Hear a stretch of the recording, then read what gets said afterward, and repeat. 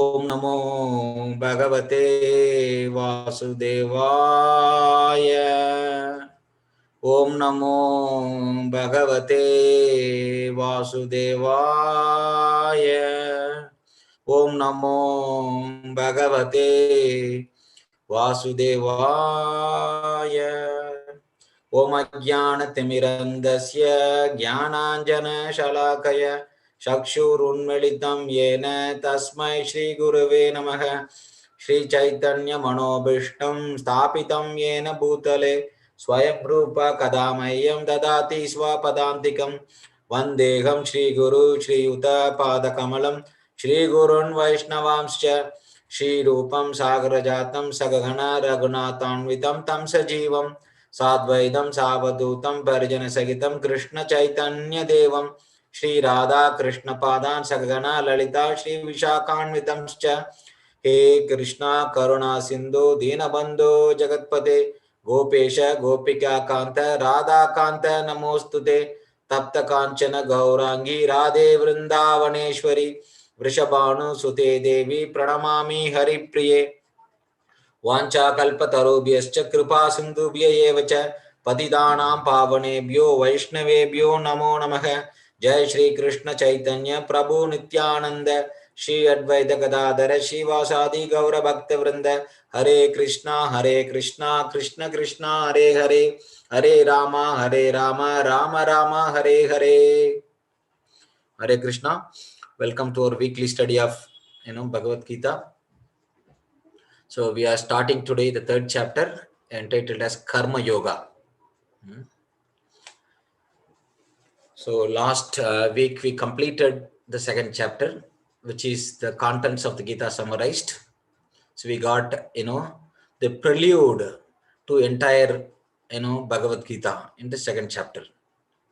So if you take any a research paper, if you look at it, there will be a synopsis or summary in the beginning of the paper, and then the research paper will be elaborated, and then there will be a conclusion. So like that, Krishna gives the summary or prelude to the entire Gita in the second chapter. So Arjuna is going to ask some questions which will set up the scene for Krishna elaborating whatever the principles he spoke in the second chapter. He will elaborate from chapter 13, from chapter 3 to chapter 17. And then again, Krishna will, recap or summarize the whole thing. And then conclude in the 18th chapter by recapping all the major principles. And then he will conclude in the 18th chapter. So we all know that this is the structure of Gita. Now we are moving into third chapter, which is the elaboration. Start the beginning of the elaboration of the Bhagavad Gita. So the link between this chapter and the previous chapter is the verse 2.49.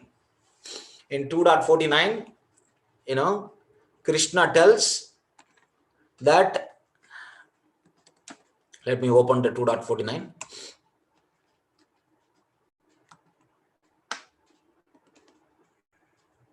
Yeah. Durenahi avaram karma buddhi yoga dhananjaya buddhau sharanam anvicha kripana palahetavaha. So he is telling, oh Dhananjaya, keep all abominable activities far distant by devotional service, and in that consciousness surrender unto the Lord. Those who want to enjoy the fruits of their works are misers. So here, this is the link. In 2.49, Krishna told Arjuna to keep all abominable activities, avaram karma, far away by buddhi yoga. He meant to establish superiority of Nishkama Karma Yoga over Karma Kanda. However, Arjuna thought that fighting is abominable action and that intelligence or Buddhi Yoga means to renounce it. But Krishna's urging him to fight seemed contradictory to Krishna. So he asked Krishna about this. One place you are telling that I should stay away from abominable activities by Buddhi Yoga. Another place you are telling me I should stand up and fight. So this looks like a contradiction, equivocal instruction. How am I supposed to understand this? So the principles what he spoke in the second chapter, Arjuna has here application question. So that is what leading to the elaboration now. So now we will see this third chapter, right, contains 5 sections. So the 5 sections are, the first section is Arjuna's confusion. He is going to ask the question whether he should renounce, stay away from all abominable activities, or he should act as Krishna is encouraging him to fight in the war. Arjuna asked Krishna, if you think that buddhi is better than karma, why do you want me to fight? So the next section is Krishna's answers to Arjuna's question. Krishna is going to tell the position of Nishkama Karma Yoga. Nishkama Karma Yoga is better for Arjuna than Jnana Yoga. So 2 types of people Krishna describes: Jnana Yogis who renounce work and Karma Yogis who do prescribed work. And then verses 4 to 5 covers, Krishna is going to explain premature renunciation of work is not recommended because inaction is unnatural. And then verses 6 to 9, it will cover that a pretender externally renounces work but internally dwells on sense objects. Better perform prescribed work for Vishnu and avoid bondage. So in the next section, verses 10 to 16, Krishna is going to talk about again the ladder, Karma Kanda to Karma Yoga. He is encouraging him to come to Karma Yoga instead of doing Karma Kanda. 10 to 11, Krishna talks about attaining happiness by sacrifice, yajna, and cooperation between men and demigods. Verses 12 and 13, right? Krishna is going to explain how one should eat food which is first offered in sacrifice. Otherwise, one will be responsible for karmic reaction. And then Krishna 14 to 16, Krishna is going to talk about cycle of sacrifice. How, so the sacrifice maintains this world. Without performance of sacrifice, the world cannot be maintained. So, but if one engages in life without this performance of sacrifice, he is very much only engaging in sinful activities. And then verses 17 to 35, Krishna is going to again talk about Nishkama Karma Yoga specifically for Arjuna. Even if you are qualified to do Nishkama Karma Yoga, the renounced activities, you should not renounce in order to set an example for others. The subsection 17 to 19, Krishna talks about how a self-realized soul need not work, yet he works as an obligation with a detachment. Krishna gives the example of Janaka Maharaj, the father of Sita Devi. Even though he is enlightened, even though he doesn't have anything to do, but still he engages in activity to set an example for others. Krishna himself talks about himself. Even though he is the Supreme Personality of Godhead, he doesn't have any obligation to do any duty. But still Krishna does his duty to set an example for others. Whatever great people do, the common people will follow. Verses 25 to 29, a Karma Yogi works with detachment and does not disturb the ignorant men who thinks themselves the doers. And then 30 to 32, working for Krishna and the results of following and not following his orders. Right? If you work for Krishna as Krishna prescribes, if you do our work and engage all the results in service of Krishna, what will happen?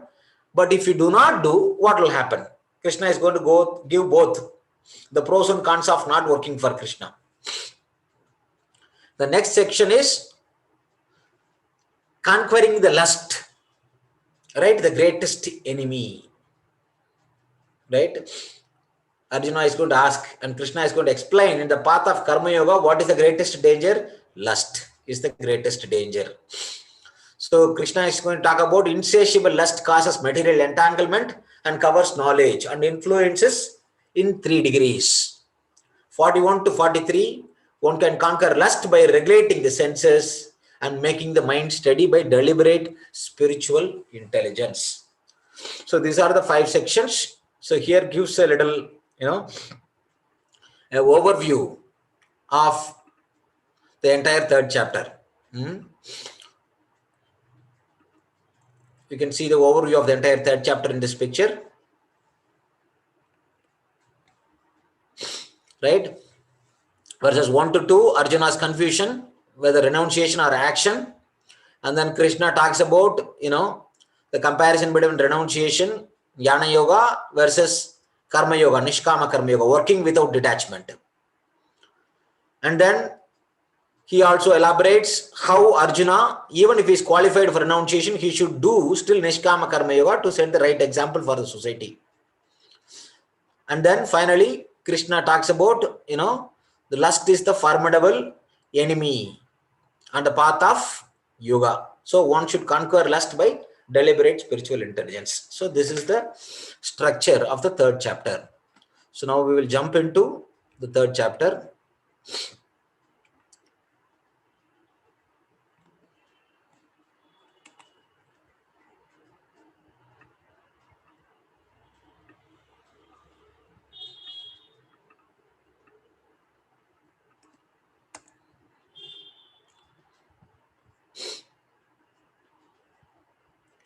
So 3rd chapter, verse 1. Arjuna uvacha jayashishi shet karmanaste mata buddhir janardana tat kim karmani gore mam niyojayashi keshava.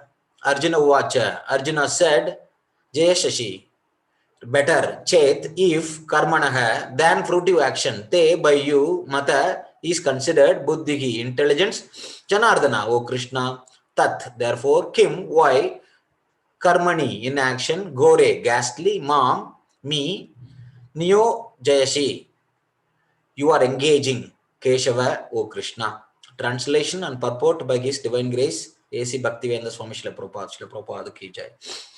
Arjuna said, O Janardana, O Keshava, why do you want to engage me in this ghastly warfare if you think that intelligence is better than fruitive work? Purport. The Supreme Personality of Godhead, Sri Krishna, has very elaborately described the constitution of the soul in the previous chapter, with a view to delivering his intimate friend Arjuna from the ocean of material grief. And the path of realization has been recommended, Buddhi Yoga or Krishna consciousness. Sometimes Krishna consciousness is misunderstood to be inertia, and one with such a misunderstanding often withdraws to a secluded place to become fully Krishna conscious by chanting the holy name of Lord Krishna. But without being trained in the philosophy of Krishna consciousness, it is not advisable to chant the holy name of Krishna in a secluded place, where one may acquire only cheap adoration from innocent public. Arjuna also thought of Krishna consciousness or Buddhi Yoga or intelligence in spiritual advancement of knowledge as something like retirement from active life and the practice of penance and austerity at a secluded place. In other words, he wanted to skillfully avoid the fighting by using Krishna consciousness as an excuse. But as a sincere student, he placed the matter before his master and questioned Krishna as to his best course of action. In answer, Lord Krishna elaborately explained Karma Yoga or work in Krishna consciousness in this 3rd chapter. So here, Prabhupada gives this very wonderful purport. So we saw the link, right? In the 2.49, Krishna tells, stay away from abominable activities. So that is intelligence. And then engaging in warfare is, ghastly, right? No war is pleasing, war is a ghastly activity. So he is saying, Arjuna is asking the question, one side you are asking me to stay away from abominable activities, other side you are asking me to work or engage in this warfare. So you explain me which is better. right? That's the question.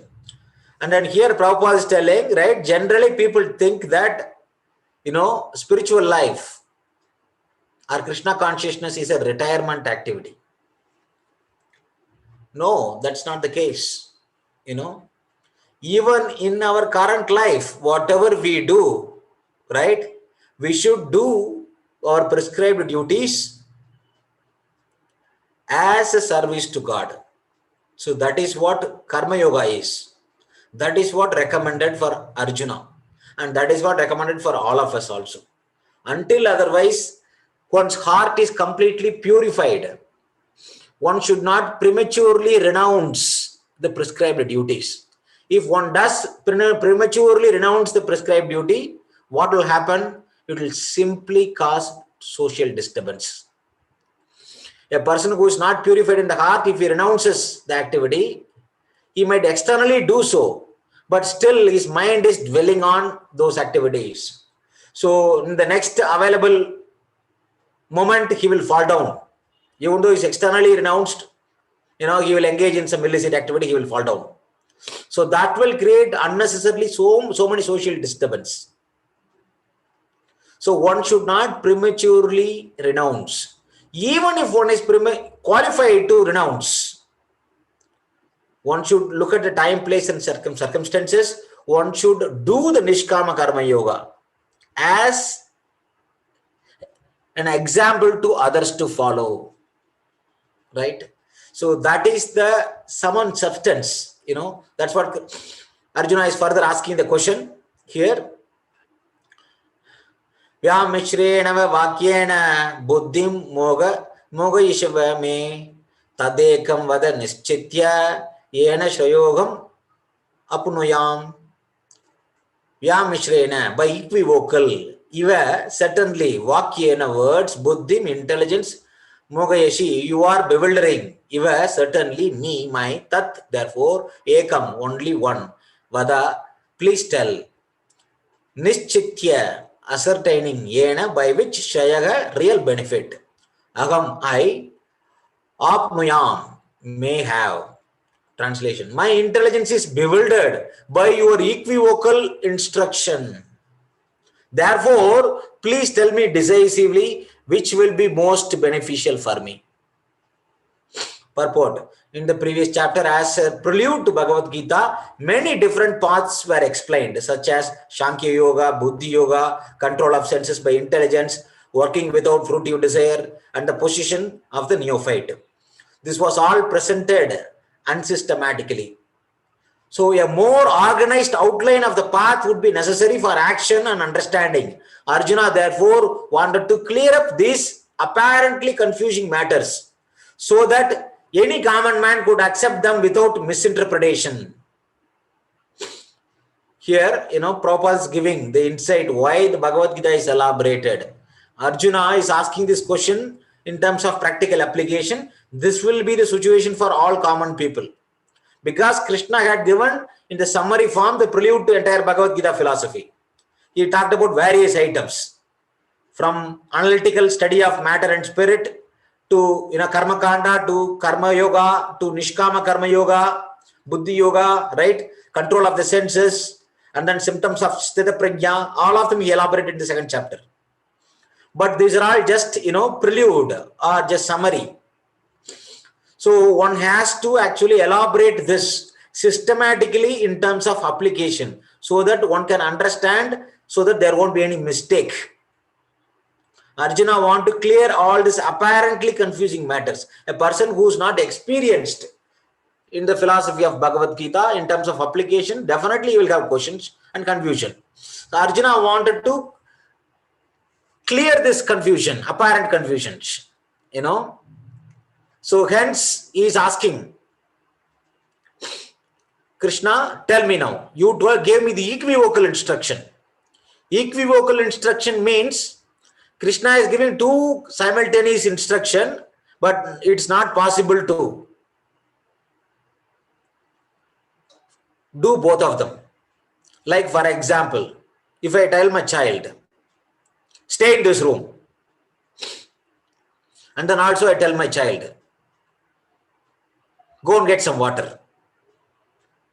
If the water is not available in this room, if I ask the child not to leave this room, and then if I tell the child to go and get the water, right, the child will be confused. I am giving two instructions, both of them, if I follow, I cannot follow both. Only one I can follow. Arjuna is thinking, you are asking me to stay away from abominable activities by Buddhi Yoga. Other side, you are asking me to stand up and fight. This looks like contradictory, equivocal instruction. You are bewildering my intelligence by this equivocal instruction. Please tell me decisively which will be most beneficial for me. So we are continuing the purport again. Although Krishna had no intention of confusing Arjuna by any jugglery of words, Arjuna could not follow the process of Krishna consciousness, either by inertia or by active service. In other words, by his questions, he is clearing the path of Krishna consciousness for all students who seriously want to understand the mystery of Bhagavad Gita. Now we can understand, it is not that Arjuna is not clear. Krishna is putting Arjuna in that situation so that Arjuna can ask this question, so that it will be clear for all the future students of Bhagavad Gita. So that is the reason why Arjuna was asking this question. He is not only asking for himself. Throughout Bhagavad Gita, you will see, it is like he is asking so many questions. It is not that Arjuna did not understand. Arjuna, we all know that he is a very elevated soul. He is an eternal companion, associate of Lord Shri Krishna. Krishna puts Arjuna in the situation so that Arjuna can ask questions for the benefit of us. It is like this, sometimes, there will be a weekly program in a television channel about health. So that program, there is one person who conducts interview. Every week, he conducts interview with different, authorities on medical field about different diseases and different, remedies and different processes to stay healthy. One time he will talk to a heart specialist, how to, stay away from heart attack, how to have a healthy heart. Sometimes he will talk about, one doctor, he will talk about the cancer specialist, what are the causes of cancer, how to, prevent cancer and whatnot. Every week, he is asking about, cancer, heart problem, this problem, different diseases he is asking. It doesn't mean that he has all the diseases. The interviewer is asking the question for the benefit of the viewers of the program. A person who doesn't have proper understanding might think that, this person every week is asking questions about so many diseases. Oh God, he has all this disease. That's why every week he's asking all these questions. No. He is asking this question for the benefit of the viewers of the program. Similarly, Arjuna is asking this question so that we all can get benefited. Krishna can speak Bhagavad Gita in elaboration so that we all can get benefited. This is the arrangement of Krishna. Yeah? So that's how the whole Bhagavad Gita is spoken. So now Krishna is going to answer Arjuna's question. Shri Bhagavan Vacha Lokeshmin Dvividanishta Pura Prokta Mayanaga Jnana Yogena Shankyanam Karma Yogena Yoginam. Shri Bhagavan Vacha, the Supreme Personality of Godhead, said, Loke, in the world, Asmin, this Dvivida, two kinds of Nishta, faith, Pura, formerly, Prokta, were said, Maya, by me, Anaga, sinless one, Jnana Yogena, by the linking process of knowledge, Sankyanam, of the empiric philosophers, Karma Yogena, by linking process of devotion, Yoginam, of the devotees. Translation. The Supreme Personality of Godhead said, O sinless Arjuna, I have already explained that there are two classes of men who try to realize the self. Some are inclined to understand it by empirical philosophical speculation and others by devotional service. Purport.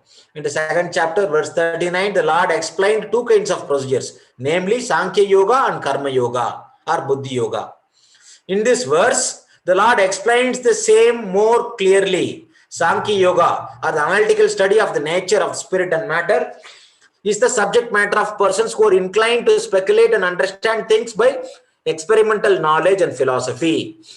The other class of men work in Krishna consciousness, as it is explained in the 61st verse of the 2nd chapter. The Lord has explained also in the 39th verse that by working by the principle of Buddhi Yoga or Krishna consciousness, one can be relieved from the bonds of action. And furthermore, there is no flaw in the process.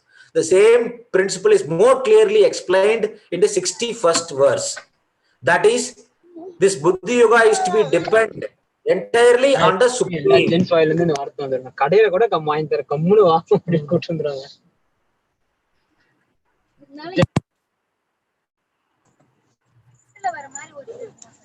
இது இருக்குமா ஒரு ஆனந்தம்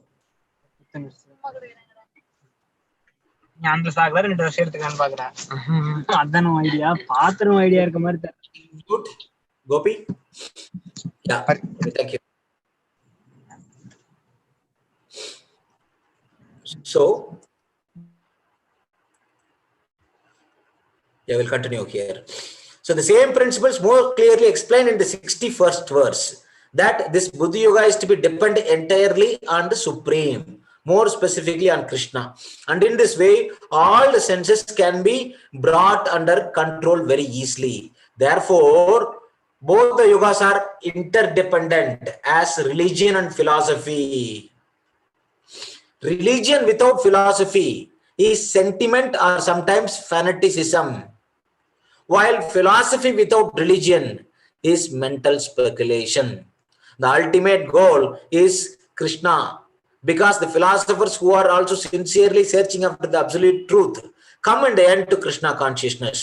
That is stated in the Bhagavad Gita.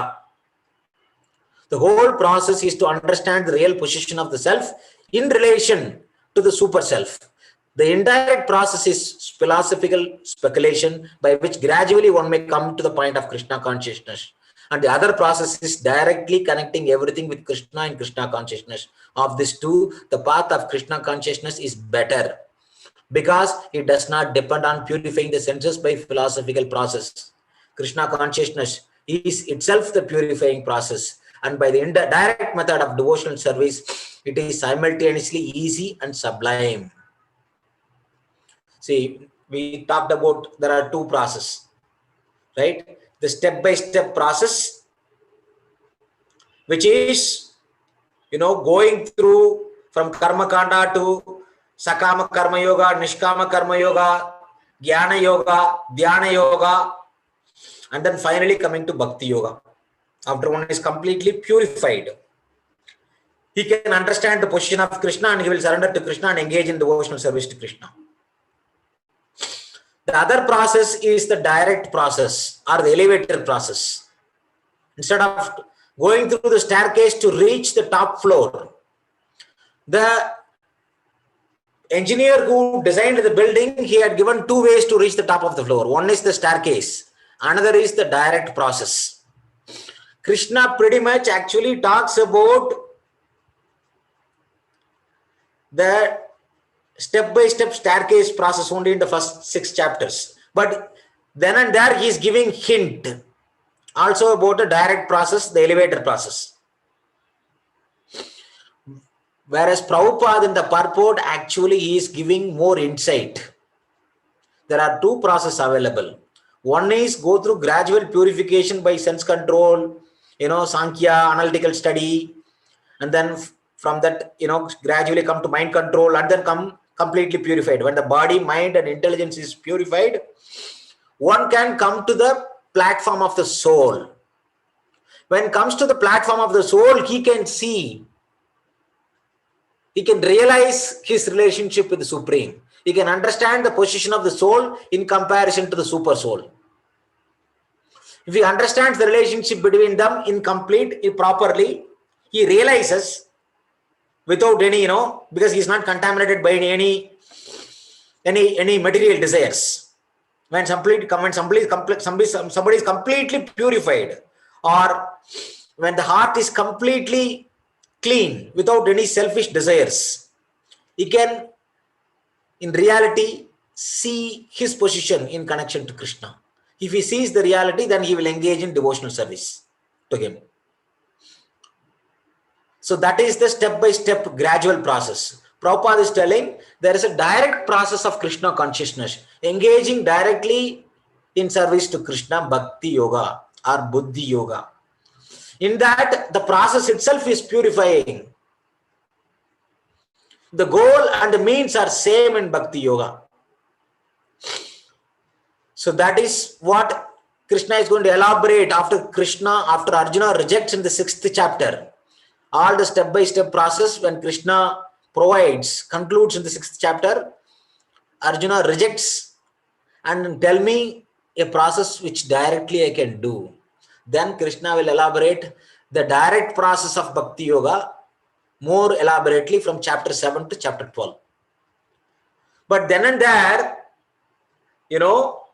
Krishna is giving indication, because in terms of connection between these two is like the analogy Prabhupada is giving, right? This Buddhi Yoga are working in Krishna consciousness, and then Sankhya Yoga or analytical study of matter and spirit, they are interlinked like religion and philosophy. This is a very, very important statement Prabhupada is giving. Religion without philosophy is sentiment or sometimes fanaticism. When people don't understand the knowledge behind action, if they don't understand the philosophy, simply they are religious. Meaning, they are willing to follow the rituals without understanding the meaning behind the rituals, the purpose behind those rituals. When somebody does that, either they do it either because of sentimentalism or fanaticism. Right? That is why religion without philosophy is either fanaticism or sentimentalism. Whereas people who are not putting anything into action, they are only speculating. Oh, it may be like that, it may be like this. Philosophy. They only talk philosophy. Armchair philosophy. That is called mental speculation. Maybe it is like this, maybe it is like that. Right? So philosophy without religion in terms of application, it is nothing but mental speculation. So that is why both of them are required. One has to know the philosophy and its application in terms of religion. Both of them are required. Right? So that is what, Bhagavad Gita is all about. Even though specifically from chapter 2 to chapter 6, Krishna talks about the gradual process of purification. The living entity, the activity the living entity should do to purify himself so that he can come to the platform of bhakti. That's what predominantly Krishna talks about. But in between he talks about, the direct process of Krishna consciousness. And then when we read Prabhupada's purport, we can understand this part. Because later Krishna is going to elaborate from chapter 7 to 12. So that's why the purport is very, very relevant for us, because without purport, we may not have complete understanding. When somebody reads this section without reading the full Bhagavad Gita, one can easily, misunderstand. That is why the Acharya's purport acts as darshana. Darshana means that one which gives vision. So here Prabhupada is bringing references from the later chapters of Gita. By understanding the purport, we can see that actually they are not two different processes. Ultimately, the goal is to engage in service of Krishna, but it should be based on proper knowledge, not out of sentimentalism. Next verse, text 4. Na karmanam anaramban naishkarmyam purushitto shnutoe nacha sanyashanat eva siddhim samadhi gacchati. Not karmanam of prescribed duties, anarambat. Now by non-performance, naishkarmyam, freedom from reaction, purushaga, a man, ashnute, achieves, nor, cha, also, sanyashanat, by renunciation, eva, simply, siddhim, success, samadhi gacchati, attains. Translation. Not by merely abstaining from work can one achieve freedom from reaction, nor by renunciation alone one can attain perfection.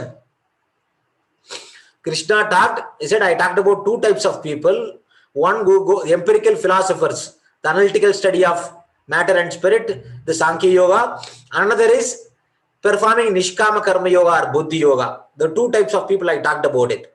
Krishna is saying the interlinking between these two. Neither, not by merely abstaining from work, simply by renouncing activity, one cannot attain freedom from reaction. And then, or not by renunciation alone, one can attain perfection. Right?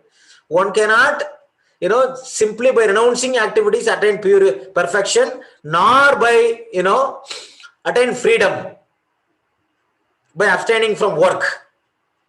Right? Purport. The renounced order of life can be accepted when one has purified by the discharge of prescribed form of duties which are laid down just to purify the hearts of materialistic man.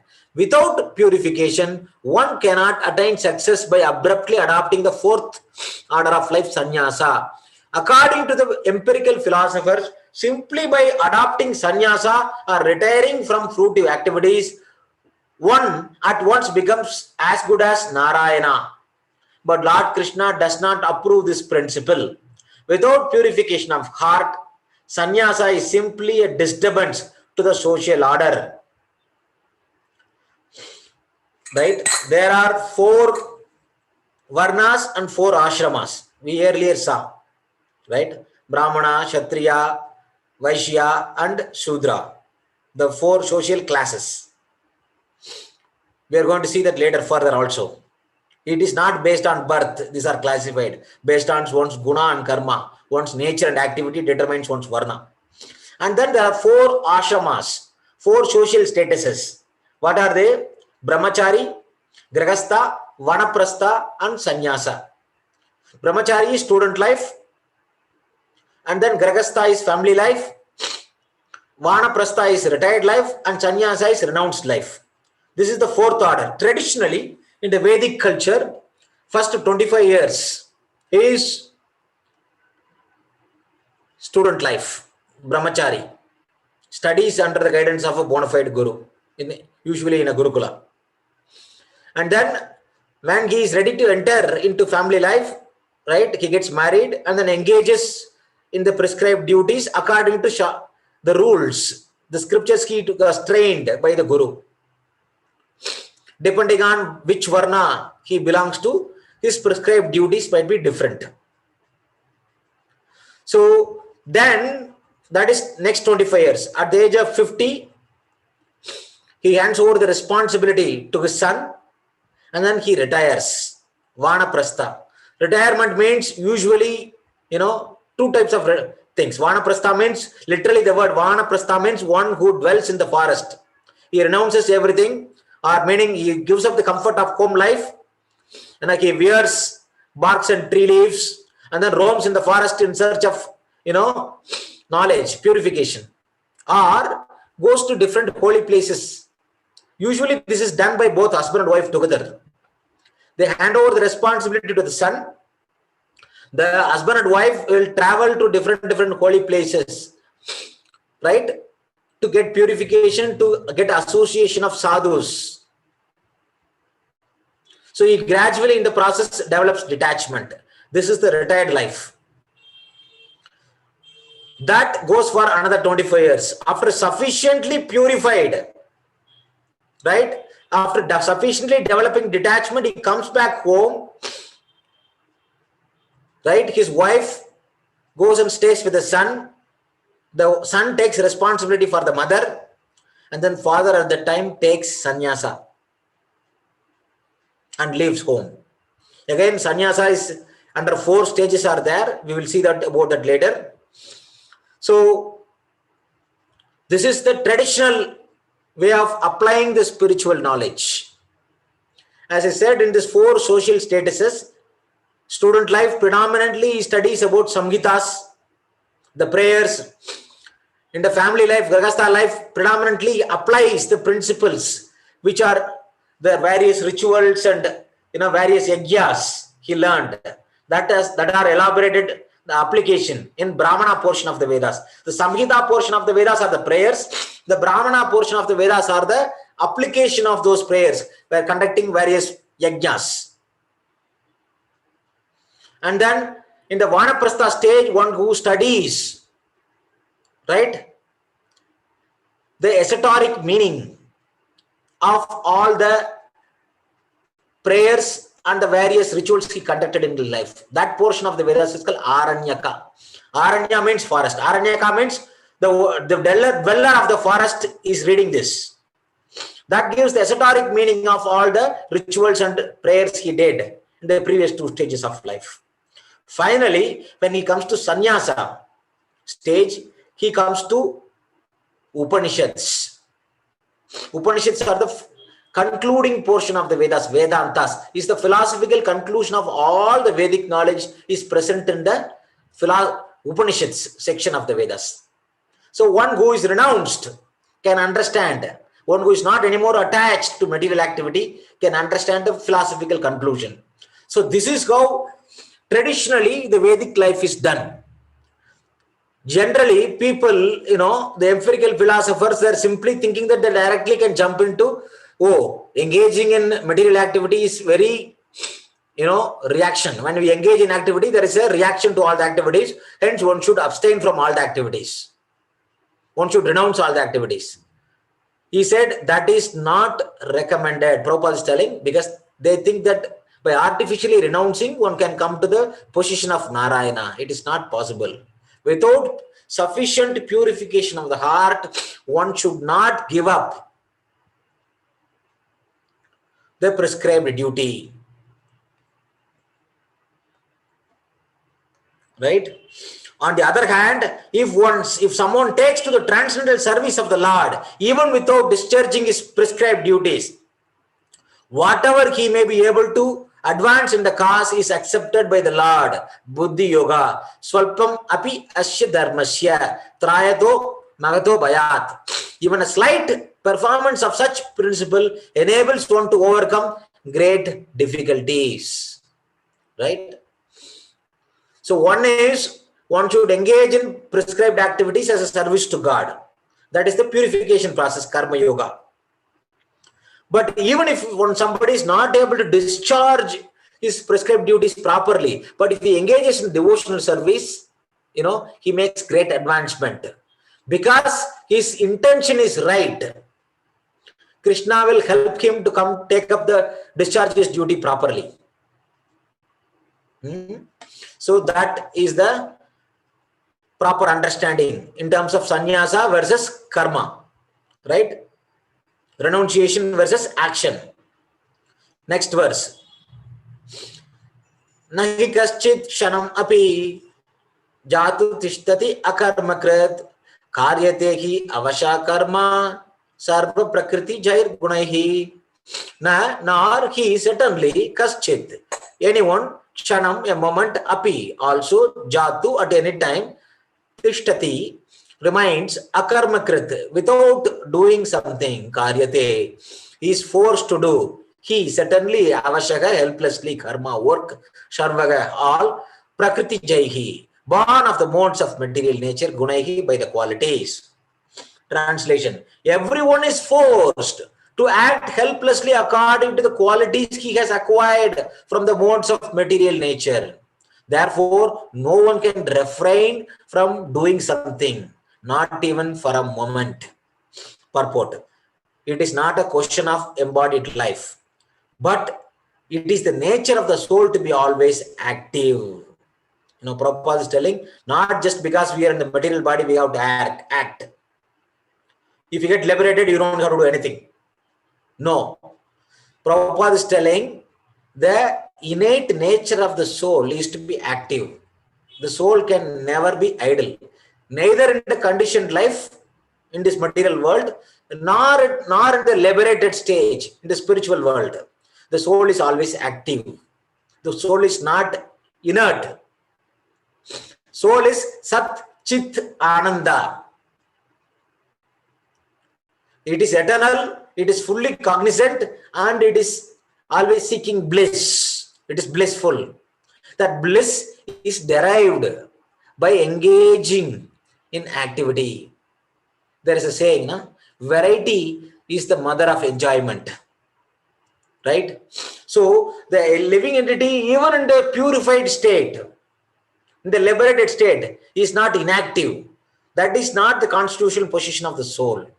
Not only in this material life we have to do something, even in spiritual life the soul will be always active.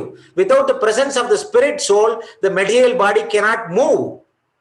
The body is only a dead vehicle to be worked by the spirit soul, which is always active and cannot stop even for a moment. As such, the spirit soul has to be engaged in the good work of Krishna consciousness. Otherwise, it will be engaged in occupation dictated by the illusory energy. So, as I said, the living entity has to be always active. How?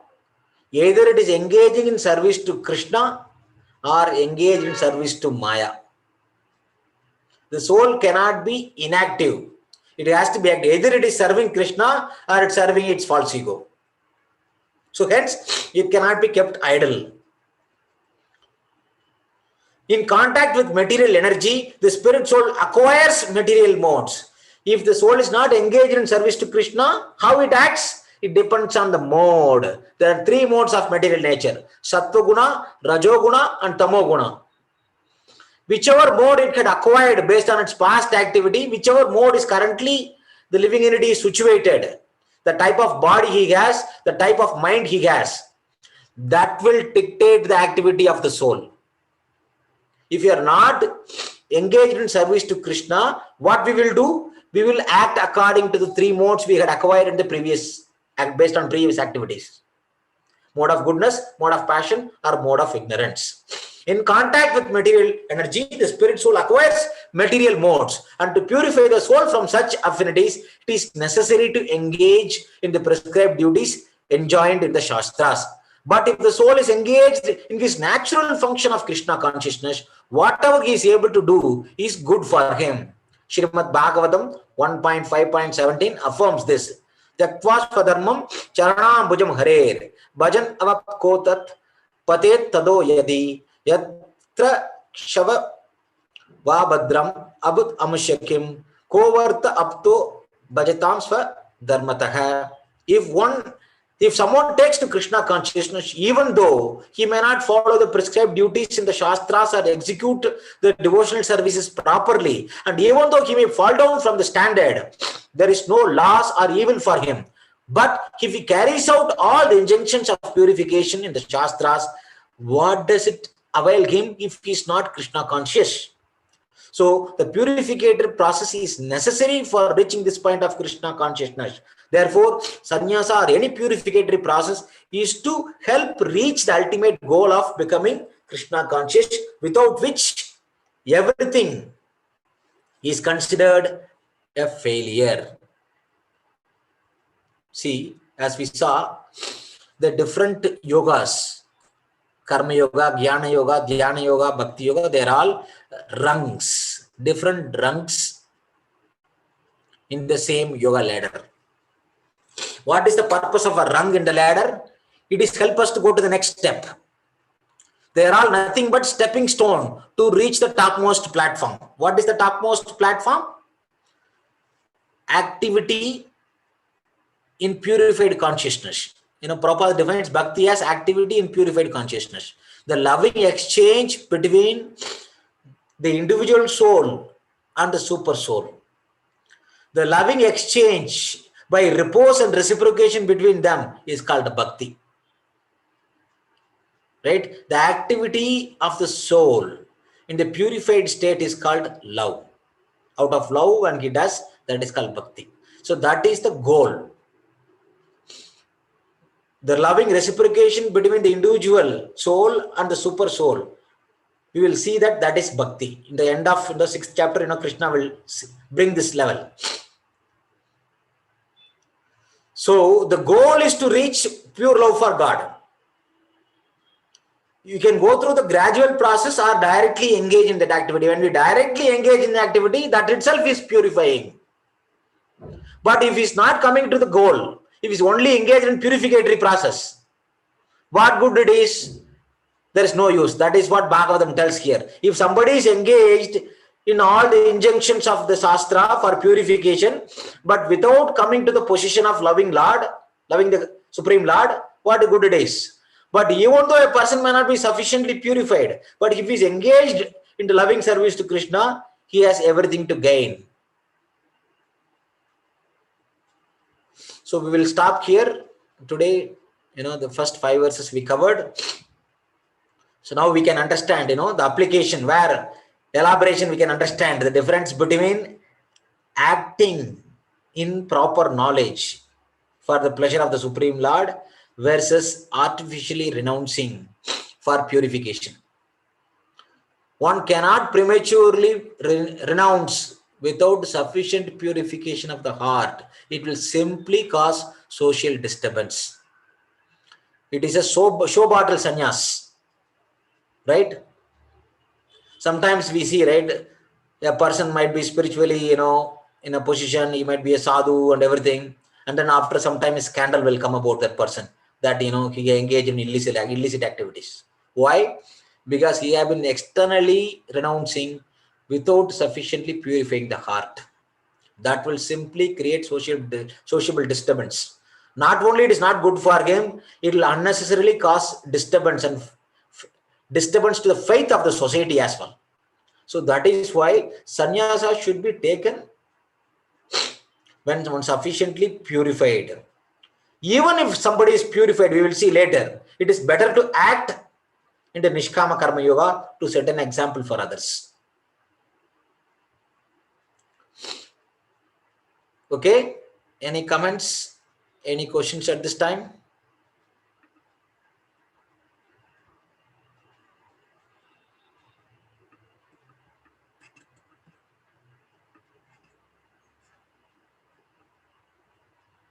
Hare Krishna. Thank you. Thank you, Hare Krishna. So we are able to see now the application, how it is not changing. It gives more insight. Right. Okay. Thank you. So thank you very much. If there is no any further comments or questions, we can conclude here. We will continue this application. Krishna's elaboration on this application of this knowledge, whatever he spoke in the second chapter, we will continue. It will become very interesting. Arjuna will ask so many questions, which will all be relevant to all of us. This question, whatever Arjuna is asking, it is very, very relevant to us. Now we understand. I should, I should not do any material activity. Should I give up my job? That's the question everybody might have. No. So one should not artificially renounce. One should continue to execute his prescribed duties. Even after purification, one should continue to set an example for others. But he will not be anymore materially attached. That is why Krishna will quote the example of Janaka Maharaj. Janaka Maharaj is the perfect example of a karma yogi. Right, the father of Sita Devi, he is known for that. He is one of the 12 Magajanas. So in Bhagavatam, Yamaraj describes the 12 Magajanas. Swayambur, Narada, Shambhagu, Kumaro, Kapilo, Munihi. Prahlado, Bhishmo, Janaka, Balir, Vayasakim, and then myself, Aham. So these are the 12 Magajanas. Swayambhu. Who is Swayambhu? Lord Brahma. Narada Muni. Shambhu, Lord Shiva. Kumara, the 4 Kumaras. Sanat, Sanatana, Sanat Kumar, the 4 Kumaras. The firstborn sons of Lord Brahma. Kumara, Kapila Muni. Janaka. Kumara, Kapila. Right? Janaka, Bhishma, right? Bali Maharaj, the grandson of Prahlad. Right? And then Balir Maharaj and Vayasaki, the son of Vyasadeva, Shukadeva Goswami, Vayam, myself. Yamaraj, when he is instructing the Yamadutas, he is telling who knows the complete religious principles. These 12 people are the one who knows the complete religious principles. So one of them is Janaka Maharaj. Janaka Maharaj is considered to be one of the Mahajan. He attained perfection by performing his prescribed duty. So in the entire Bhagavad Gita, Krishna gives only the example of Janaka. That quotes the name of Janaka Maharaj directly. He is one of the examples Krishna quotes. Of course, when we read Bhagavatam, we will know more, right? All the other examples. In Bhagavad Gita, in a summary, Krishna gives only the example of Janaka Maharaj.